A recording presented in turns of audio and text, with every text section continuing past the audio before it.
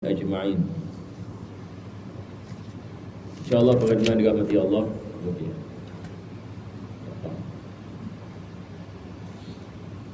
Kita akan meneruskan pengajian daripada kitab Ihya Ulumuddin karangan Al-Imam Al-Ghazali rahimahullah ta'ala. Dan kita masih berada dalam bahagian yang mana beliau sedang membicarakan tentang ilmu Fardhu Ain. Maka beliau kembali membicarakan tentang ilmu akidah. Dan ilmu akidah tentu sekali daripada ilmu yang paling penting sekali dipelajari oleh seorang Muslim dan kewajipan apabila dia telah baligh. Dan sebelum ini kita mengatakan mempelajari ilmu tauhid ataupun ilmu akidah yang asas adalah kewajipan yang pertama, iaitu wajib bagi setiap ini orang Islam mempelajari tentang sifat-sifat Allah Subhanahu Wa Taala. Ini adalah kadar yang minimum.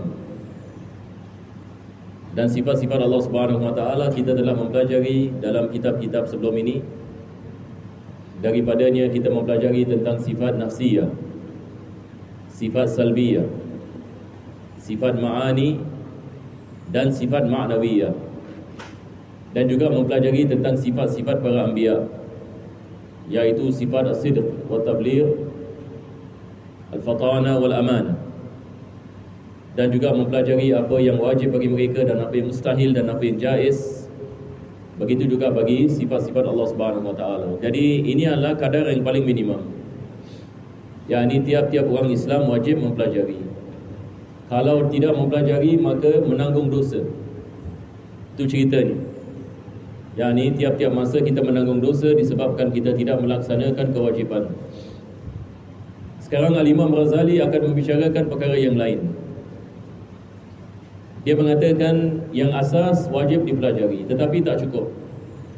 Adakah maksudnya kita dah mempelajari sifat-sifat Allah dan sifat para anbiya, kita mengatakan dah cukup dah? Tidak.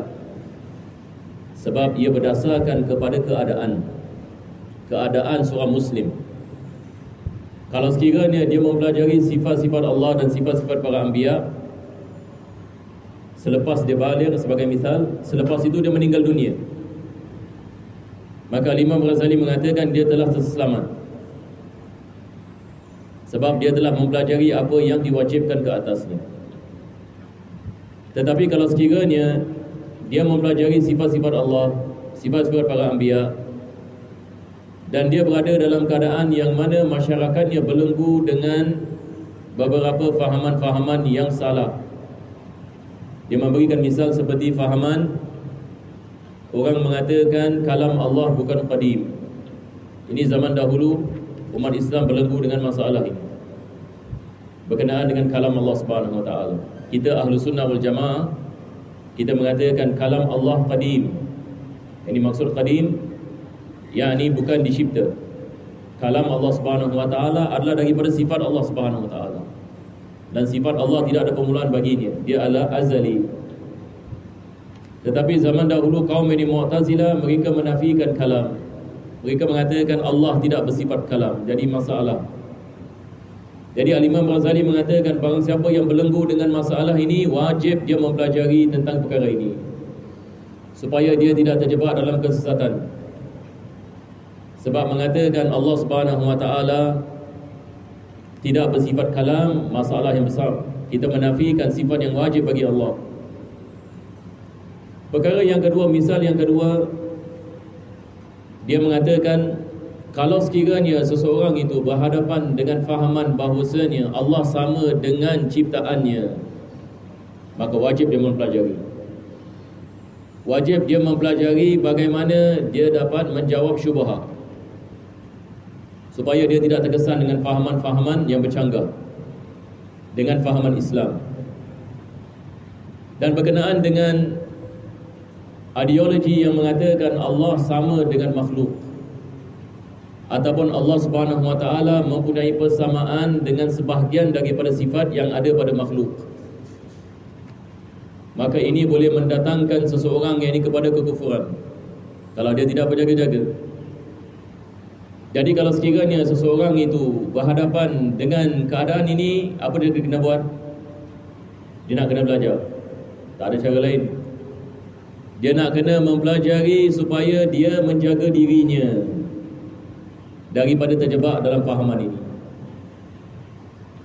Kalau kita lihat yang di keadaan kita pada hari ini, Masya Allah ya ni, macam-macam yang difahaman yang berada di luar sana. Jadi kalau kita nak membicarakan perkara ini dengan terperinci, makan berjam hakikatnya. Hari ini kita umat Islam, kalau kita menanyakan soalan, apakah fahaman-fahaman yang dihadapi oleh orang Islam dalam masyarakat di Singapura? Apakah yang difahaman yang kita menghadapi? Kita hari ini menghadapi fahaman-fahaman dalam Islam dan luar Islam. Dalam Islam dan luar Islam. Apa maksudnya? Dalam Islam ini misalnya kita ada orang yang mengatakan, sebagai misal, kita tak perlu ikut kepada sunnah, kita ikut Quran dah cukup. Jadi di dalam masyarakat kita ada orang gini, seperti kalau ada jemaah menyangkakan tidak ada, jemaah mereka ramai. Di Singapura sekarang kita ada jemaah, mereka memanggil diri mereka Quranik ke apa gitu. Quranik, dengar sedap ini. Dengar ini seolah-olah mereka ni ahli Quran, tetapi mereka menafikan sunnah. Yang ini mereka mengatakan kita hanya ikut Quran saja, tak perlu ikut di sunnah semua tak payah. Jadi ada satu jemaah kita menanyakan kepada mereka, jadi macam mana awak solat? Kalau awak tak ikut sunnah ini, awak ikut Quran saja, bagaimana awak solat? Katakan kami tak solat. Tak solat? Dia mengatakan yang penting ni kita ada niat sahaja. Niat ini nak solat cukup. Dan solat ini hanya bagi orang yang belum sampai kepada Allah. Kalau orang dah sampai ini kepada Allah, dia ada keyakinan, tak perlu dia solat. Sebab Allah mengatakan dalam Al-Quran, wa'bud rabbaka hatta ya'tiyakal yaqin. Dia bawa ayat Quran tu lah. Dia mengatakan, Allah mengatakan apa? Sembahlah kepada Allah sampailah kamu sampai kepada keyakinan. Dia mengatakan kami dah sampai kepada keyakinan, jadi tak perlu ibadah lagi. Ini masalah. Dia mengatakan dia ikut Quran saja. Tetapi ayat ini apa? Ayat ini maksudnya, maksud yakin di sini adalah maut. Dia tak faham. Allah mengatakan hendaklah kamu sembah kepada Allah sampai datang maut. Yang ini maksudnya selagi mana maut tidak datang, wajib kamu melaksanakan perintah Allah. Tapi kalau satu orang itu dah mati, khalas, nak salat pun dah tak boleh, nak puasa pun dah tak boleh, segala-galanya pun tak boleh. Kita di Singapura juga kita menghadapi masalah, misalnya ada sebagian orang mencaci sahabat-sahabat Nabi SAW. Ini juga ada. Kita juga menghadapi fahaman yang mengatakan ada Nabi yang datang selepas Nabi SAW. Masalah ini. Sebab kita mengatakan tidak ada Nabi yang datang selepas Nabi Muhammad. Allah mengatakan dalam Al-Quran, "Ma kana Muhammadun aba ahadin min rijalikum walakin Rasulullah wa khataman nabiyyin." Nabi Muhammad SAW bukanlah salah seorang daripada bapa kamu, tetapi dia adalah Rasulullah dan dia adalah penutup bagi segala Nabi. Kita berhadapan ini dengan jamaah yang mengatakan ada Nabi yang datang selepas Nabi Muhammad SAW. Jadi kita nak kena belajar pula ni. Nak kena belajar. Sebab kalau tak, kita terjebak dalam fahaman mereka. Sebab mereka juga quote Al-Quran. Jangan kita salah faham. Kita bila berduduk dengan mereka, mereka akan mengeluarkan ayat Quran juga. Jadi kita nak kena faham silap mereka di mana, supaya kita tidak terkesan dengan fahaman mereka. Kita juga menghadapi fahaman ini yang mengatakan Allah bertempat. Ini kita bisa membicarakan pada Jumaat yang lepas. Sekarang fahaman ini banyak berlaku di Singapura. Lebih-lebih lagi di kalangan budak-budak muda. Dia baca ini Al-Quran dan terjemahan Al-Quran, lepas itu dia tafsir sendiri. Dia mengatakan sebenarnya Allah berada di atas arash. Kita mengatakan Allah ini tidak bertempat. Ahlus Sunnah wal Jamaah menafikan tempat bagi Allah, sebab ini adalah sifat hawadith, sifat ini ciptaan. Jadi kalau kita belenggu dengan perkara ini, wajib kita mempelajari tentang akidah kita dan syubhat, supaya kita tidak terjebak ini di dalam fahaman ini. Jadi Al-Imam Ghazali memberikan kepada kita prinsip yang mana dengannya kita dapat faham apakah ilmu fardu ain di sini. Saya nak belajar akidah. Apakah lagi ilmu akidah yang wajib saya mempelajari? Kita mengatakan wajib awak mempelajari syubhat. Awak tinggal kat mana? Dia mengatakan saya tinggal di Yaman, di Tarim. Kalau di Tarim yang ni beza yang ni keadaan. Di Tarim tak ada, di semua tak ada. Apa yang kita mengatakan dah semua. Sebab mereka semua ini ulama ini kat sana. Semua ulama. Jadi kalau satu orang membesar di sana, tak perlu dia risau. Yang hanya belajar saja apa yang ada di sana. Tetapi kalau satu orang tinggal di Singapura, dia mengatakan saya nak belajar apa yang dibelajar di Kota Tarim, kita mengatakan tak boleh. Bagi awak tak boleh. Awak nak kena belajar lebih sikit.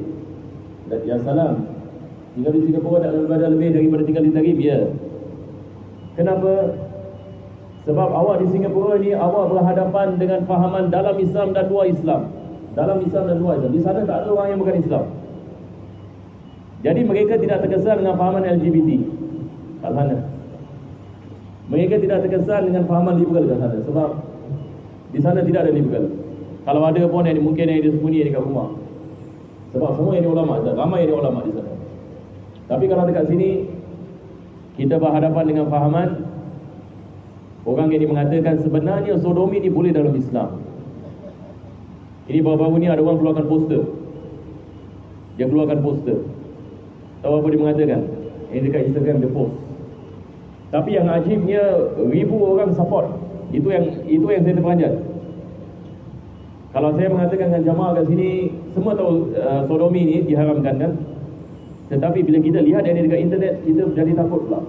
Sebab budak-budak muda mengatakan, ya betul, sodomi boleh. Boleh. Lepas itu yang ni dia syarahkan, dia ada syarah.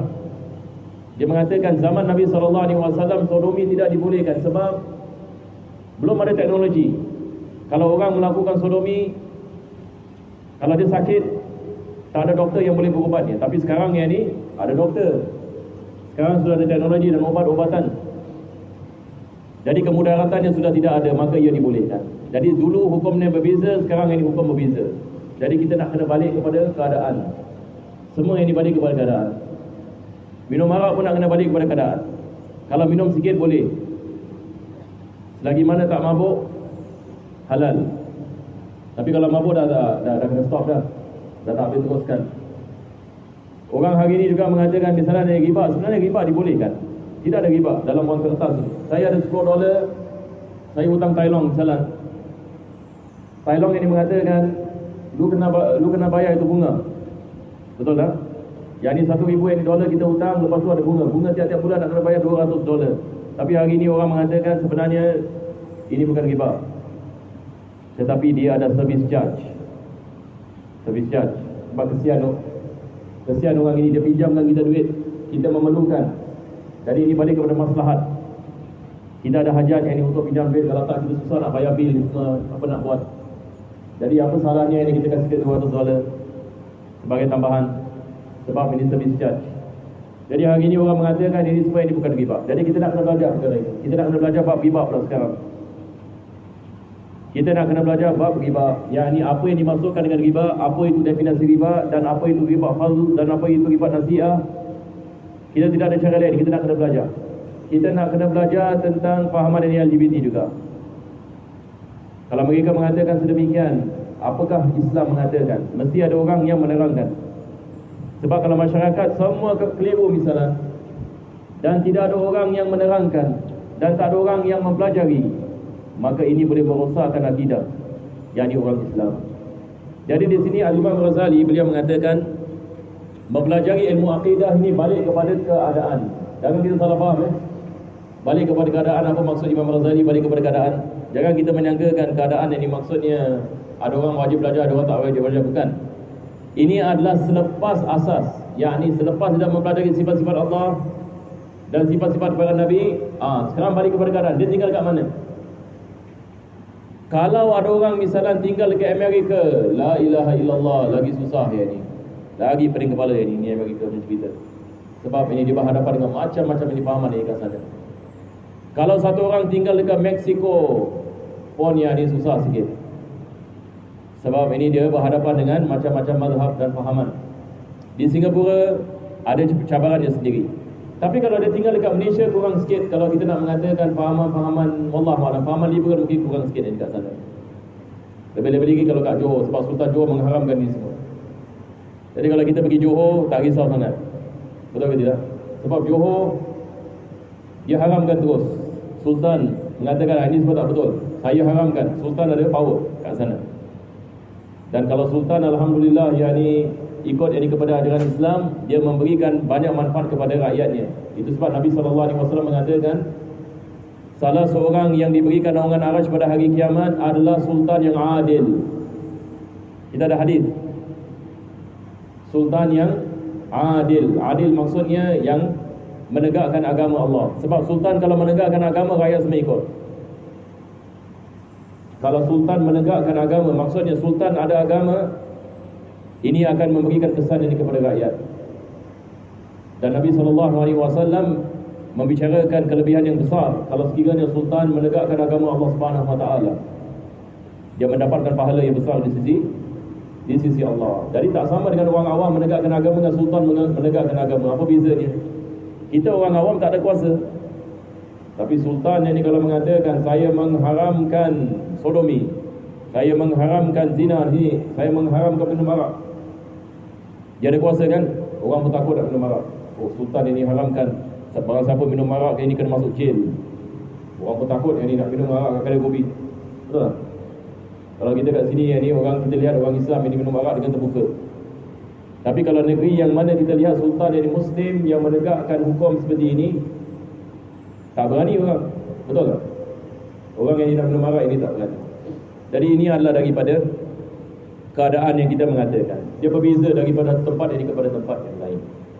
Jadi insyaAllah para jemaah sekalian, hari ini kita berhenti di sini saja sebab masa. Saya kalau boleh saya nak membicarakan hanya 15 minit saja. Saya pun tak nak banyak-banyak. Jadi insyaAllah kita meneruskan pada minggu yang besok kita akan teruskan insyaAllah. Selepas asar kita akan baca kitab. Hari ini saya tak baca kitab, saya hanya memberikan gambaran supaya kita senang faham. Besok insyaAllah kita akan membaca dan kita lihat misal-misal yang disebutkan oleh Al-Imam Ghazali. Wassallallahu ala sayyidina Muhammadin wa ala alihi wa sahbihi wa sallam. Walhamdulillahirabbil alamin.